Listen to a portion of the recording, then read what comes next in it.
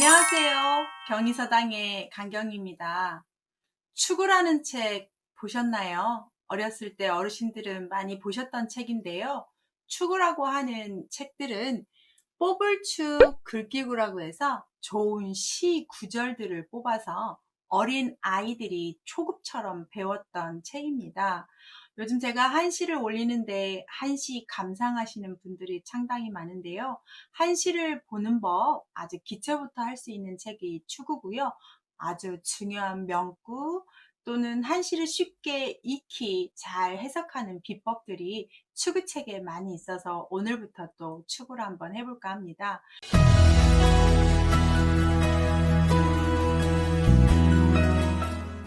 천천히 한번 보시는데요. 축구책은 다 5자입니다. 5원이어서 2자, 3자씩 끊어서 읽으시면 되고, 한자를 기본적으로 아시고 그 다음 2자, 3자 해석하시면 그 식구의 묘미를 다 아실 수 있는데요. 천천히 한번 해보겠습니다.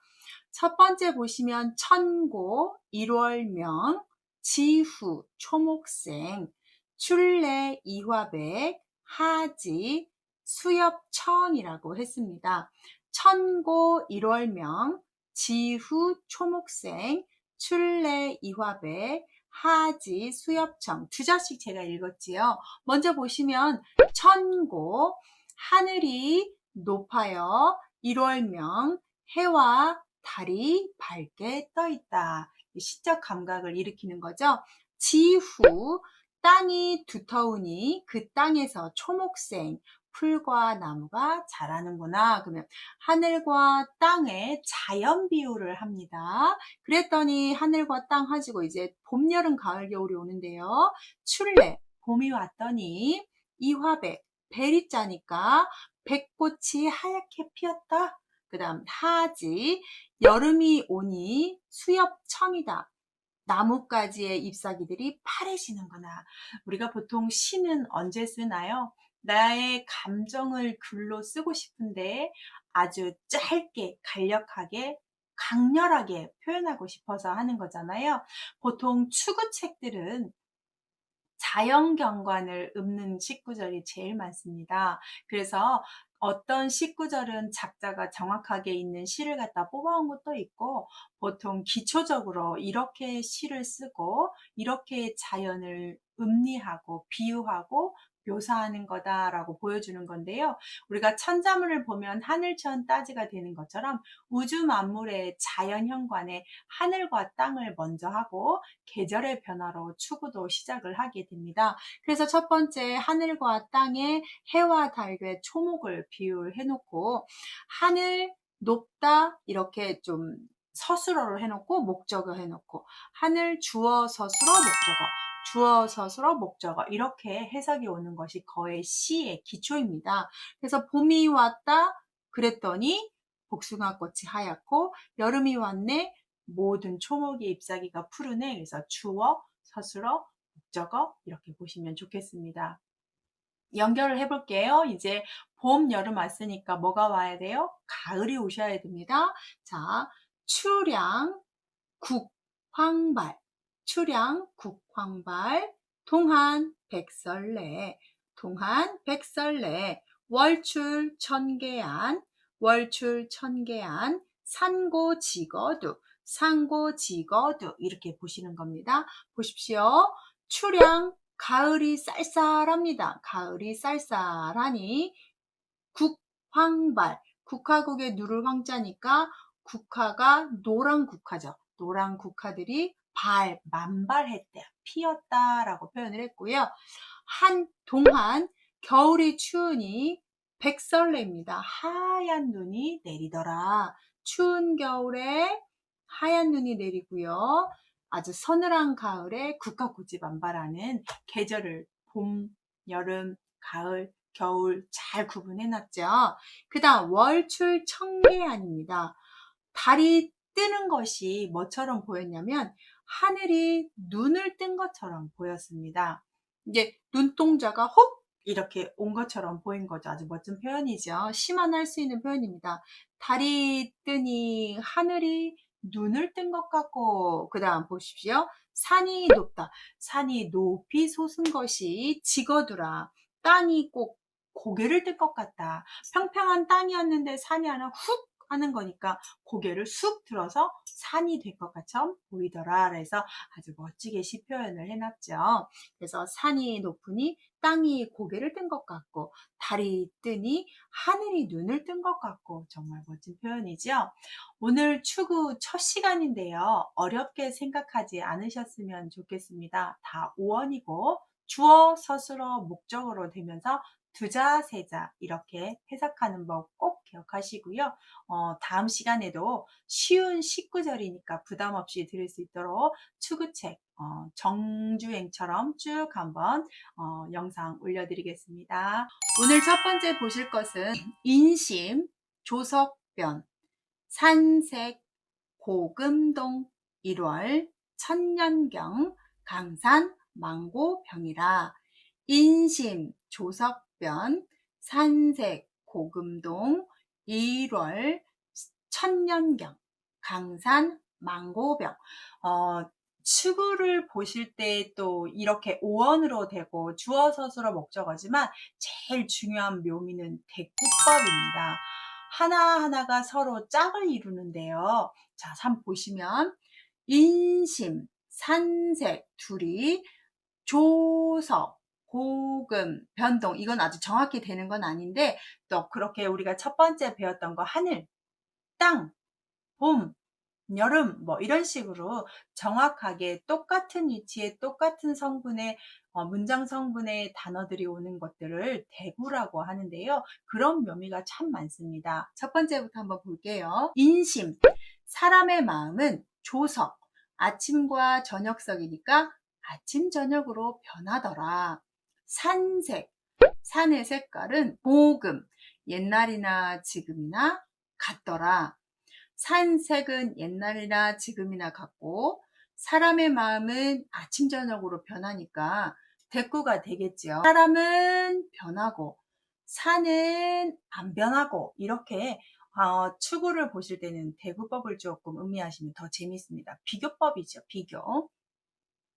1월 천년경, 해와 달은 천년 동안의 거울이다. 강과 산은, 강산은 만년 동안, 오랫동안 병풍이 되더라 라고 했습니다. 자연을 한 폭의 그림으로 보면 좋은 19절이죠. 해와 달은 천년, 만년 거울이에요. 아주 동그랗게 예쁜 거울처럼 비유를 했다면 강과 산은 정말 세상이 무너지지 않는 한 병풍이라고 하면 우리 방 뒤에다 커튼처럼 쳤던 예쁜 그림들이잖아요. 사시사철 변하는 이 강산이 봄, 여름, 가을 변하는 이 강산이 병풍같이 보인 거죠. 얼마나 멋집니까? 정말 뭐 봄에 꽃피는 봄, 아주 초목이 우거진 여름, 울긋불긋 가을, 눈이 오게 돼서 하얀 또 겨울, 정말 사시사철 변하는 병풍이죠. 자연은 하늘 매일매일 뜨는 해와 달은 거울처럼 반짝반짝 매일매일 빛나고요.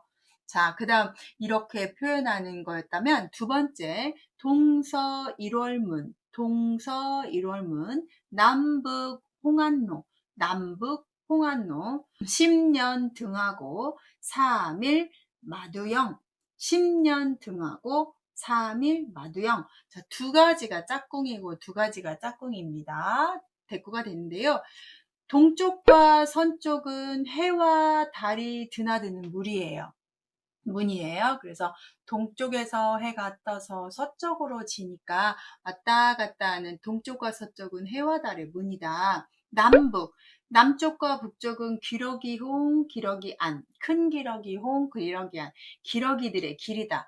자, 따뜻해지면 남쪽으로 오고 추워지면 다시 북쪽으로 가고 이런 거를 남북으로 왔다 갔다 하는 새들의 길이다 해서 동서남북을 시적으로 표현을 해 놓은 거죠.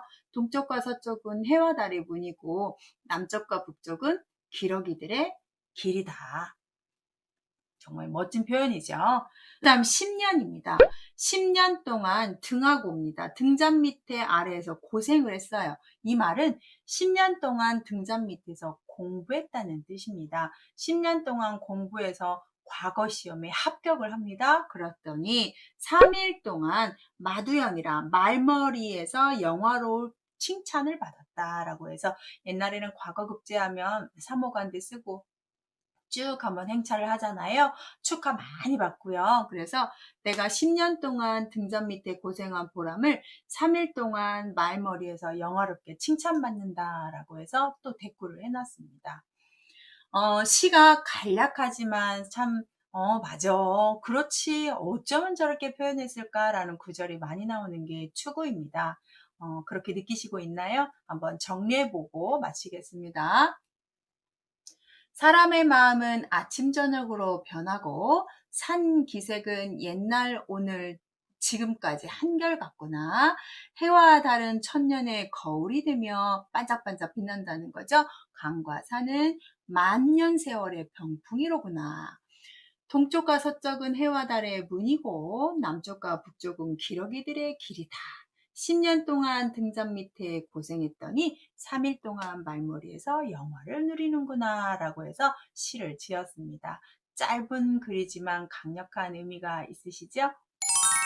오늘 첫 구절은 안중근이 했다는 말로 시작을 하는데요. 1일 부독서 구중 생형극 1일 부독서 구중 생형극입니다.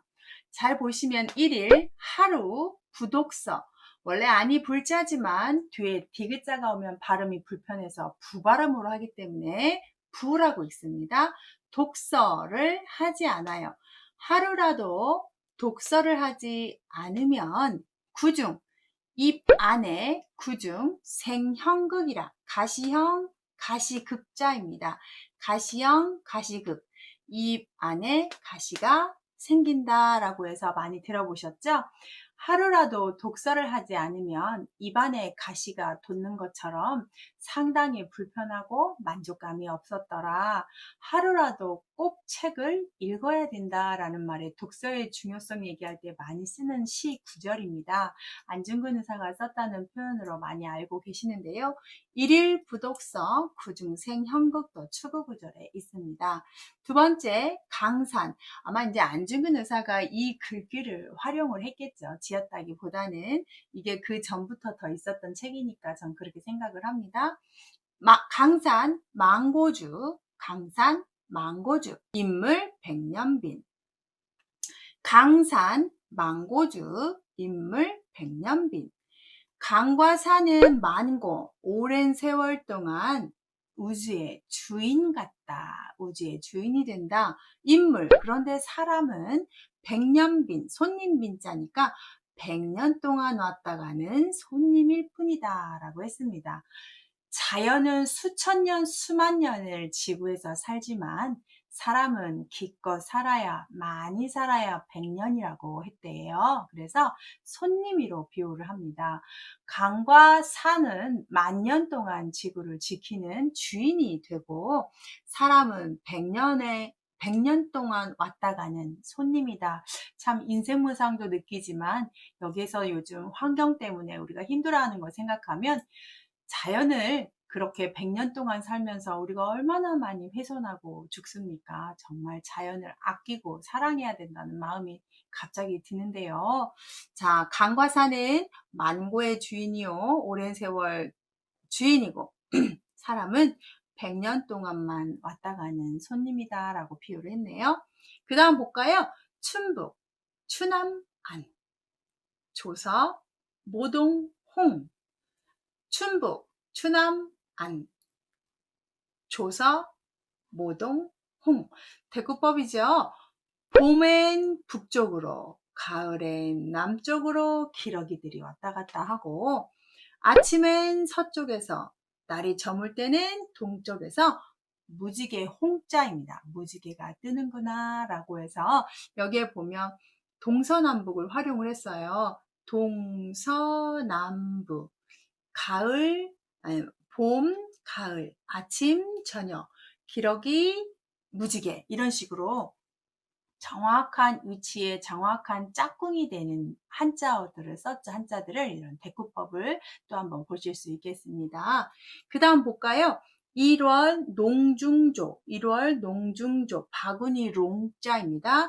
건곤 수상평, 건곤 수상평, 부평초 평자입니다. 해와 달은 꼭 뭐같이 보였냐면 세 장 속에 있는 새같이 보였다. 우주의 관점으로 보는 구절입니다. 우주를 통틀어서 거기에 존재하는 해와 달은 그 우주라는 틀에서 새가 노는 것처럼 날아다니는 것처럼 어디를 벗어나지 않는 것처럼 그렇게 움직이는 천체 운행으로 봤고요. 그 우주 중에서 건고는 하늘과 땅은 부평초 물에 떠있는 풀처럼 둥둥 떠있는 아주 자그마한 것으로 봤죠. 우주의 관점으로 본다면 해와 달과 하늘과 땅은 보잘것없는 새같이 부평초같이 비율을 아주 큰 시안을 줬죠. 특히 성리학은 우주 안에서의 인간의 심리와 인간의 모든 법칙들을 해석하려고 하는 경향이 있습니다. 그래도 그것을 여실히 또 여기에서 드러내는 19절인데요. 이렇게 보면 이렇게 해와 달은 새고 하늘과 땅은 부평초라면 거기에 사는 우리 인간은 그 인간들 중에서 대한민국에 사는 이 강경이라는 사람은 정말 먼지만큼 존재감이죠. 그런데 그 존재감 별로 되지 않는 사람들이 또 하나의 존재감이 별로 없는 사람한테 영향력을 미치면서 산다는 게 이게 세상의 요징형이고 조화 속이고 또 하나의 질서지요. 참 우주관념을 이렇게 표현하니까 한없이 제가 작아 보이는 먼지만큼 크게 보이는 19절을 느끼게 하네요. 자, 대구절로 한번 잘 보시면 오늘 거 한번 해석하고 정리하고 마치겠습니다. 추구는 이렇게 주어, 서술어, 목적어, 대꾸하는 구절, 자연을 읊는 것, 이게 다입니다. 그래서 그걸 계속 반복해서 보시면 나중에 시도 하나 지으실 수 있는 실력이 되세요. 한번 보겠습니다. 하루라도 책을 읽지 않으면 입안에 가시가 생기더라. 강과 산은 만고의 주인이요. 사람은 100년만 왔다 가는 손님이로다. 봄엔 북쪽으로, 가을엔 남쪽으로 가는 기러기가 있고, 아침엔 서쪽에서, 저물면 동쪽에서 왔다 갔다 하는 길이 무지개구나. 해와 달은 세 장 속에 있는 새와 같이 보이고, 하늘과 땅은 물 위에 떠 있는 부평초 같이 보이는구나. 라고 19절을 했습니다. 첫 번째 배우시는 19절은 정확하게 도연명의 사시라는 시에 있는 구절입니다. 그래서 우리가 저번 시간에 배웠던 시보다 약간 품격이 있고 약간 좀 어렵습니다. 위치 순서가 좀 색다르게 썼는데요. 그렇게 뭐 어렵진 않지만 저번 시간 거보다는 조금 더 멋지게 좀 복잡하게 썼구나 이렇게 하고 보십시오. 자, 춘수, 만사태, 하운, 다기봉, 추월, 양명휘, 동령, 수고섭 이런 19절인데요. 춘하, 추동을 비교를 이렇게 좀 19절로 아주 잘 해놨습니다. 천천히 볼게요. 춘수 만사태, 가득 찰만 넉사 연모택입니다. 춘수 만사태, 봄물이 사방의 연못에 가득 차오르고 있다. 여기가 다 동사입니다. 여기가. 자, 봄물이 온갖 연못으로 다 모여들고 있고요. 하운, 여름구름, 기이한 봉우리가 많다. 여름에는 소나기가 많이 내리기 때문에 갑자기 구름이 기이한 봉우리 모양처럼 슈룽슈룽 만들었다가 샥샥 이렇게 하잖아요. 그래서 기이한 봉우리로 비유를 합니다. 여름구름은 기이한 봉우리 같은 것들이 참 많다. 추월, 가을달이 밝은 빛을 드날린다. 우리가 가을 보름달이 최고로 밝고 예쁜 달이잖아요. 그래서 가을달이 아주 밝은 빛을 날리고, 동령, 겨울봉우리에는 외로운 소나무 하나만 빼어나게 서 있구나 라고 해서 이렇게 봄, 여름, 가을, 겨울 봉우리에 외로운 소나무만 빼어나게 있다라고 표현을 합니다. 사시 계절을 도연명이 봄, 여름, 가을, 겨울을 물과 구름과 달과 산고개에 있는 재료는 연못과 봉우리와 또 발빛과 외로운 소나무로 비교해서 이렇게 정확한 대꾸 구조를 하는데요. 대꾸 모양, 자, 시를 볼 때 위아래에 짝꿍되는 것들을 잘 볼 수 있는 예시 중에 하나입니다. 자, 그 다음 보시면 일모, 개등시, 그리고 횟대시라고 하는데요. 횟대시, 닭장시인데 닭들이 이렇게 딱 나무 올려놓으면 이렇게 앉아있는 이 횟대를 표현하는 겁니다. 닭들 쉬게 하는 거, 새들 쉬게 하는 그 막대요. 그래서 일모, 개등시, 천한, 조입첨, 첨학, 첨자입니다. 두 개 짝꿍을 보시면 일모, 해가 졌어요. 그랬더니 개등시, 닭들이 횟대로 딱 올라가게 되고, 천한, 하늘이 추워지니, 날씨가 추워지니까 조입첨, 새들이 처마 밑으로 다 모여들어요. 근데 그런 19절만 봐도 어떤 형상이구나, 어떤 모습이구나 묘사가 딱 되시죠. 날이 저무니까 닭장 속으로 닭들이 와서 횟대에 다 앉아있고, 날이 추우니까 처마 밑에 새들이 다 들어오는구나를 시로 하셨습니다. 두 번째, 이제 새우 지중간, 그 다음 미풍, 목말지, 끝말자입니다. 새우, 가느다랗게 내리는 그 가랑비가 오는지 안 오는지를 잘 모르거든. 어딜 보면 알 수 있느냐? 연못 가운데서 가랑비를 볼 수가 있다. 연못에 똑똑똑똑 떨어지면 비가 오는구나 이렇게 보이잖아요. 그냥 이렇게는 안 보였는데 그 물가를 보니까 물방울이 떨어지는 모습이 보이니까요. 또 비유를 합니다. 아주 미세한 바람, 미세한 바람은 목미지예요. 나무 끝 가지에서 알 수가 있어요. 바람이 부는지 안 부는지 눈으로 보일 수가 없는데 가지가 살랑살랑 끝이 움직이면 바람 불고 있구나 이렇게 알 수가 있더라 라고 식구들로 표현을 하는 거죠.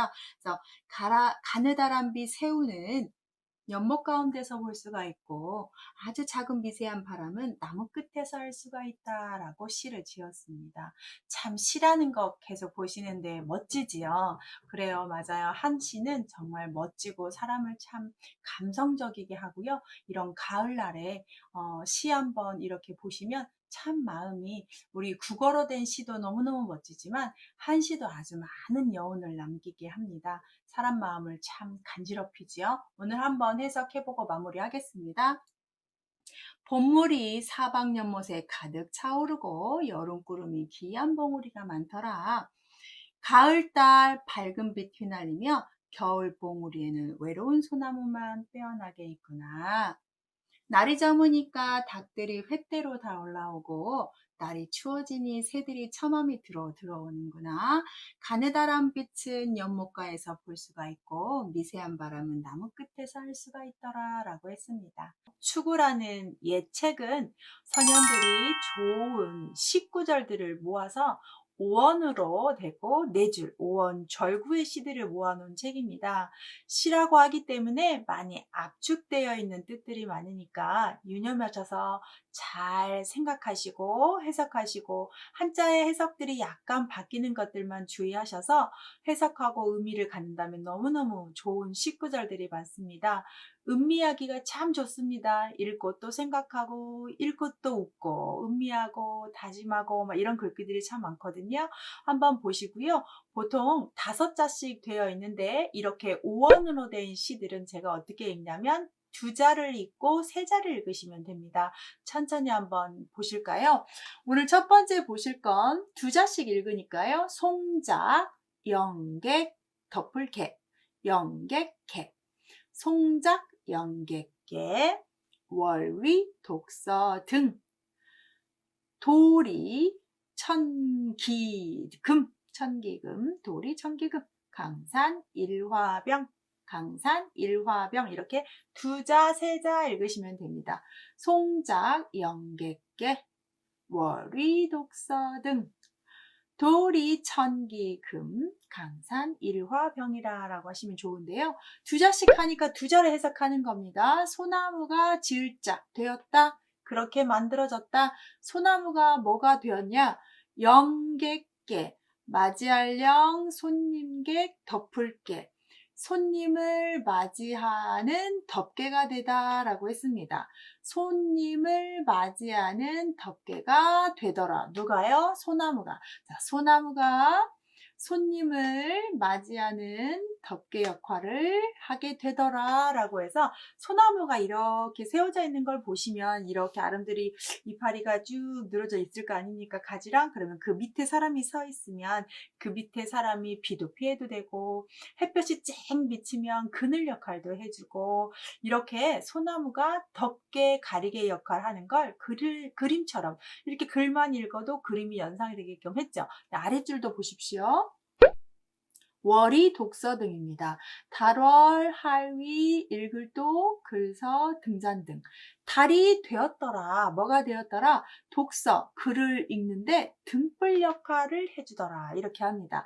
자, 이렇게 추구글은 이런 자연 현상을 5자로 무조건 하는데요.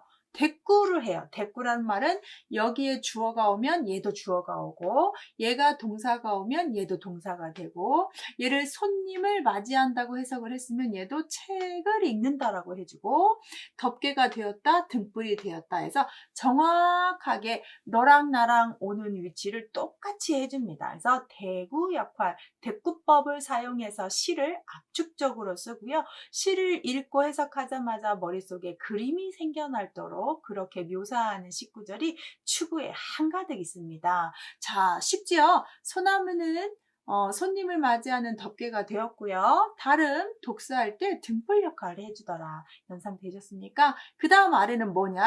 도리, 복숭아도 베리, 복숭아도 베리. 이제 봄에 복숭아꽃이 피고 백꽃이 피면 천기금, 일천천 배틀기 비당금, 일천천 배틀기 비당금. 천개의 배틀로 짠 비단같이 보였대요. 뭐가? 복숭아꽃하고 백꽃이 활짝 핀 그런 막 자연 뒤에 산이 있고 쭉 나무가 있고 꽃이 피고 그걸 한 커트 다 그림처럼 본 거예요. 그거를 또 그림을 어떻게 연상을 했냐? 옷감이나 커튼이나 그다음 이불에 있는 천 무늬로 본 거죠. 그랬더니 그럼 복숭아꽃하고 이 백꽃을 큰 천에다가 술을 놓으려면 얼마나 많은 작업이 필요하겠어요? 배틀이 얼마나 많이 필요하겠어요? 그래서 그렇게 예쁜 경치처럼 보이는 복숭아꽃과 백꽃을 1000개 배틀을 사용해서 만든 비단천같이 보였대요. 정말 멋지지요? 그 다음에 강산 일화병이다. 강산 일화병이다. 이 말 들어보셨을 거예요. 강강, 매산, 강과 산은 일화. 한 폭의 그림 같은데 한 점의 그림이 어디에 있는 것 같아요? 병풍. 병풍은 옛날 사람이 이렇게 앉아있으면 뒤에다가 이렇게 가려놓은 거잖아요. 그래서 한 그림이니까 병풍은 보통 그림이 이렇게 여러 개가 있어요. 그래서 한 폭의 병풍의 한 장면 같은 거예요. 근데 병풍을 보면 보통 봄, 여름, 가을, 겨울 그림을 그리죠.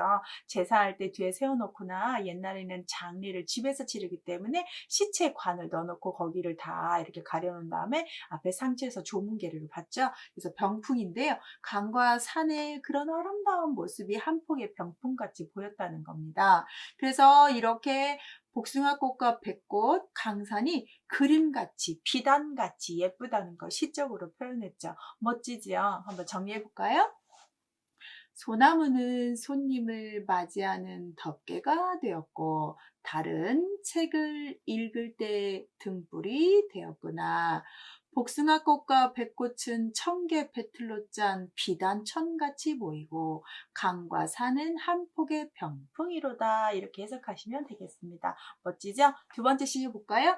미운 과하한 두 자씩 세 자씩 미운 과하한 소우적오동, 소우적오동, 학문천재보, 학문천재보, 탐물일조진, 탐물일조진. 이렇게 하나씩 한번 볼까요? 미운, 작을미, 구름은, 진할과 가하한, 물하, 한나라한, 물하, 한나라한, 미운, 아주 작은 구름들, 미세한 뭉게구름들이죠. 구름들이 하한을 지나갑니다. 이 하는 한나라에 있는 강인데 한나라의 중심지에 있던 강이 황하강이에요. 그래서 황하강으로 하시면 되겠습니다. 아주 미세하고 작은 뭉글뭉글 구름들이 황하강 위를 지나간다. 그럼 얘처럼 짝꿍이었던 바로 아래도 똑같이 똑같은 위치에 똑같은 주어 목적어가 와요. 볼까요? 소우, 성길소 비우예요. 쭉쭉 내리는 비가 아니라 살살살살 성길대 내렸다 그쳤다 내렸다 그쳐서 이런 것들은 보통 소나기라고 합니다. 소나기 내렸다 그쳤다 성길다 쭉쭉 오는 장대비가 아니라 성길게 오는 비가 오동나무를 뭐해요? 적셔요. 오동나무를 적신다. 자, 보십시오. 미세한 구름이 지나갔다. 소낙비가 적셨다. 뭐를? 자, 황하강 위를 지나가고 오동나무를 적시고 똑같은 위치에 똑같이 오지요. 그래서 이렇게 짝꿍이 되는 19절을 하나 보십니다. 자연환경을 딱 연상이 될 거예요. 그 다음도 두 개가 짝꿍인데요. 학문 천재보여 많이 들어보셨을 거예요. 배우라 그럴문. 글씨를 배우는 것은 천재보요. 일천천 제자가 원래 실을제인데 여기서는 1년, 2년 제자예요. 해제. 그래서 천재 그러면 천년입니다. 천년. 우리가 보통 천재이루 이런 말 쓰죠. 천년에 한 번 만날까 말까 하는 아주 진기한 기회 이럴 때 쓰는 천재이루 할 때 그 천재예요. 천재, 천년의 보물이 된다. 학문, 공부를 한다는 것은 천년 동안 가지고 있을 수 있는 보물이다. 정말이죠. 다른 거 필요 없고 공부는 정말 남 주는 거 아니고 내가 갖는 거죠. 근데 요즘은 또 공부해서 남 주자 하는 사람들도 있던데 저 같은 경우는 여러분한테 이런 지식 전해주려고 공부 열심히 하고 있습니다. 혹 실수할까봐 당연히 실수하지요. 실수한 거 있으면 많이 지적해 주시고요. 실수한 만큼 또 제가 성장하는 거잖아요. 그래서 이 공부라는 것은 천년을 이끌어가는 보배로운 일이에요. 그런데 마지막 볼까요? 탐물일조진이라. 탐물일조진이라. 탐할탐 물건물. 물건을 탐한다는 건 한일 아침조. 한일 아침조. 티끌진. 하루아침에 티끌 것 같은 아주 보잘것없는 겁니다. 티끌이 먼지예요. 여러분 청소할 때 먼지 털어요. 먼지 많이 나오죠. 그 먼지 다 날아서 없어지죠. 다시 그거 모을 수 있나요? 못 모으죠. 모으는데 청소기로 해야 모으는데 방금 100% 다 못 모을 거예요. 그래서 내가 물건을 탐한다는 것은 하루아침에 티끌같이 다 날아가 버리는 거예요. 의미 하나도 없고 소중하게 여기는 사람 아무도 없어요. 먼지 모아서 재산으로 하려는 사람 있습니까? 아무도 없죠. 그래서 사람이 자고로 물건을 탐하는 건 헛된 일이고 학문을 배우는 것이 천년에 갈 수 있는 보배로운 일이니까 사람이 자고로 물건보다는 뭐 해요? 배움에 힘쓰고 자기 수양하고 인격에 다 이렇게 담아놓고 그것으로 또 행복해하고 만족해하고 공부하고 책 보고 하는 사람들이 왜 합니까? 그거 싫어하는 사람은 참 이상하다고 생각하겠지만 저도 뭐 공부를 잘하고 뭐 그러진 않지만 공부를 해서 내가 모르는 걸 알아가는 그 희열은 경험해보지 않은 사람은 모르죠. 내가 그래서 이랬구나, 아하 할 때 이렇게 느끼는 감정인데 제가 그 정확한 명칭은 모르겠고 우리가 웃을 때 나오는 엔돌핀보다 더 많이 나오는 호르몬이 내가 뭔가를 깨달았을 때 나온답니다. 그거는 아무리 웃어도 아무리 좋은 걸 먹어도 나오지가 않고 내가 어떤 지적으로 대단한 걸 깨달아서 뇌가 기뻐하는 상태가 될 때만 나오는데요. 그게 노화도 방지하고 치매도 방지하고 그렇다고 하네요. 무슨 돌핀이라고 했는데 기억이 잘 안 나요. 네, 그래서 학문이라는 것 천년의 보배가 되고 물건을 탐한다는 것 하루아침에 티끌이니까 무엇이 중요하겠느냐라고 선생님들이 말했겠죠. 분명히 가르칠 때. 그래서 물건 욕심내지 말고 공부 욕심내라 하셨을 것 같아요.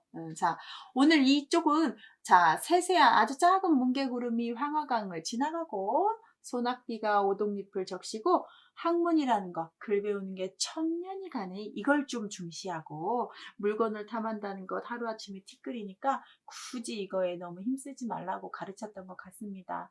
정리를 하자면 추구는 오원으로 된 시들입니다. 두자, 세자 띄어 읽으시고 대꾸법이니까 두 줄씩 꼭 짝지어서 보시면 쉽게 이해하실 수 있습니다.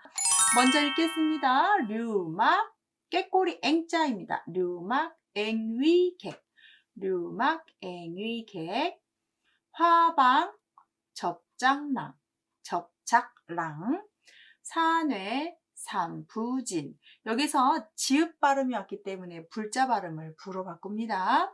산외 산부진 노중 노무궁 노중 노무궁 하나씩 볼게요.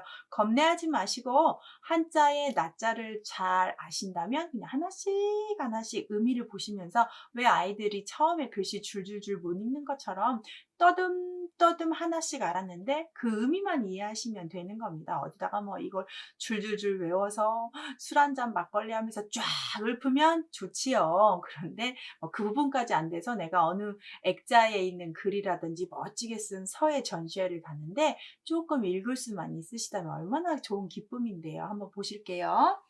류막입니다. 버드나무류 막막이라고 해서 장막막, 버드나무류 장막막, 꾀꼬리행, 될위, 손님객. 잘 보시면 두자 하라고 했으니까 버들류 장막막자입니다. 버드나무가 쫙 늘어진 게 꼭 버드나무 잎으로 장막을 친 것처럼 본 겁니다. 그래서 버드나무로 만든 장막은 꾀꼬리행, 될위, 손님객. 꾀꼬리가 되다. 그 장막에 오는 꾀꼬리가 뭐가 돼요? 손님이 돼요. 즉 버드나무가 장막처럼 늘어진 그 나무에는 꾀꼬리가 손님이 되어서 온다 해서 꾀꼬리가 날아든다라는 걸 시로 표현한 겁니다. 그럼 버드나무에 누가 왔어요? 꾀꼬리가 앉아서 꾀꼴하고 있는 모습이에요. 버드나무 장막에 꾀꼬리가 손님이 되는구나. 그러면 화방입니다. 꽃이 활짝 핀 방. 이게 꽃이 활짝 핀 꽃수술 화방, 꽃방을 뜻해요. 거기에 나비적, 지을짝, 그 다음 산해랑자입니다. 지을짝은 되다 이렇게 할 위자, 될 위랑 같이 꼭 쓰는 한자예요. 되다가 되시면 되겠습니다. 꽃방에는 나비가 날아드는데 그 나비가 뭐가 되었어요? 이 꽃방에 오는 신랑이 되더라. 이렇게 꽃이 활짝 피면 누가 날아들죠? 나비가 날아드는데 이 시 작자는 나비가 꼭 누가 오는 것처럼 신부가 앉아있는 신부 방에 신랑이 오는 것 같이 느낀 거예요. 꽃방에 나비는 신랑이 되고 버드나무 늘어진 장막의 그 잎사귀에는 꾀꼬리가 손님이 되는구나 라고 해서 정확한 이치에 정확한 동사 목적을 했죠. 보십시오. 버드나무 장막 꽃방 꾀꼬리가 나비가 되었다, 손님이 되었다, 신랑이 되었다. 정확하게 맞죠? 이렇게 한 시는 대꾸를 지면서 짓는 시들이 많습니다. 그렇게 이해를 하시면 쉽게 접근하실 수 있어요. 그 다음 산외 산부진 매산 바깥에 산 밖에 산부진 산에 다함이 없다. 산이 다함이 없다. 이 말은 산 밖에 산이 있는데 그 산 뒤에 또 산이 끝이 없이 펼쳐져 있어요. 그래서 첩척산중 산이 끝없이 있는 걸 그린 거고요. 노중 노무궁이라 길로 가운데 중 길가를 내가 걸어가는데 길이 끝이 안 보여요. 길을 가도 끝이 없더라 라고 해서 산박 첩첩 산중에 산 끝이 없고 다함이 없고 길을 가도 길 끝이 없구나 라고 해서 산과 길이 아주 멀리 아득히 있는 걸 시적으로 표현한 글귀입니다. 그래서 이렇게 두 줄이 또 짝꿍이 되겠습니다. 짝꿍이라는 말 대꾸라고 표현도 하고요. 서로 연관이 되는 짝이에요. 짝. 자, 그래서 산 첩첩산중에 산 끝이 없고 길 가운데 끝이 없더라. 길이 엄청 길게 늘어져 있더라. 이렇게 보시면 좋겠습니다. 그 다음 보시면 음주, 인안적. 음주, 인안적. 두자, 세자, 음주, 인안적. 식초마구청. 식초마구청. 우후사녀목. 우후사녀목. 풍전초사취. 풍전초사취. 자, 한자, 낮자를 다 아셔서 그걸 읽었어요. 그거를 묶어서 해석을 해요. 해석을 했더니 좀 부드럽지 못한 딱딱한 말 같아요. 그럼 약간 바꿔요. 이렇게 하면 문장 해석이 됩니다. 그럼 기본적인 게 뭐냐? 낮자를 알아야 돼요.